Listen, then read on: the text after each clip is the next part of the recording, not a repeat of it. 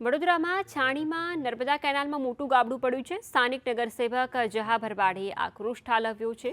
નર્મદા નિગમ collector phone કરીએ તો ઉપાડતા નથી તેવું પણ જણાવ્યું। મરામત ન થાય તો પૂર જેવી આફત આવી શકે છે। કેનાલમાં પાણીનો પ્રવાહ વધે તો દુર્ઘટનાની પણ આશંકા સેવાઈ છે।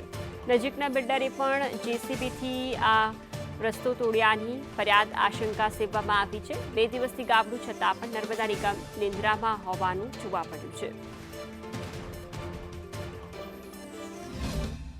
શહેરમાં પૂરના જે લીસોટા છે તે હજુ પણ જોવા મળી રહ્યા છે અને આ છાણીની નર્મદા કેનાલ છે કે અહીંયા મસ્ત મોટું ગાબડું પડ્યું છે। જે આરસીસીની જે વોલ બાંધવામાં આવે છે કેનાલની આસપાસ કે જે પાણી બહાર ન જાય અને સચવાઈ રહે અને તેમાં જ હાલ મસ્ત મોટું ગાબડું પડ્યું છે। સ્થાનિક નગરસેવક જહા ભરવાડ આપણી સાથે છે। જહાભાઈ, આ લગભગ 2 દિવસ થવાયા આ ઘટનાને, તમે ઘણી બધી જગ્યાએ રજૂઆત કરી હશે, કહ્યું પણ હશે, પરંતુ કોઈની આંખ નથી ખુલતી। કોઈ દુર્ઘટનાની રાહ જોવે હજુ પણ પૂરની પરિસ્થિતિ અન્ય વિસ્તારોમાં લાવી છે આ લોકોને? તમે જુઓ કે વડોદરા શહેરમાં જે પૂરની પરિસ્થિતિ ઊભી થઈ, જે ભાજપ સર્જિત પૂર આવ્યું, અમે તો સભામાં પણ બોલીએ છીએ, અમે સામાન્ય સભાથી લઈને તમારી ઉગ્ર રજૂઆતો પણ હોય છે કે આ પૂરના કારણે અસંખ્ય નાગરિકોએ 11થી વધુ નાગરિકોએ નિર્દોષોએ જીવ ગુમાવ્યા પડ્યા છે। કરોડોનું જાનમાલનું નુકસાન થયું છે।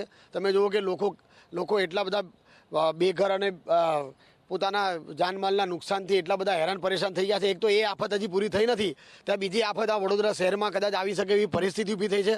વડોદરા શહેરમાં છાણી જકાતનાકા વિસ્તારમાંથી જે નર્મદાની કેનાલ પસાર થાય છે, આ કેનાલમાં તમે જુઓ કે એટલું મોટું ગાબડું પડી ગયું છે કે આ ગાબડું પડવાથી કદાચ જો આ કેનાલમાં વધારે પાણીનો પ્રવાહ આવે તો આ પાણી કેનાલમાંથી બહાર નીકળી જાય ગાબડામાંથી, અને આજુબાજુના રહેણાંક વિસ્તારો છે, ખેતરો છે, આ તમામ જગ્યાએ પાણી ભરાઈ જવાની શક્યતા છે। ત્યારે જે પાણીની પરિસ્થિતિ ઊભી થઈ, પૂરની પરિસ્થિતિ, એમને કદાચ જેસીબી લઈને તોડી નાખ્યું હોય એવું પણ અમને શક છે, તો એની પણ તપાસ થવી જોઈએ।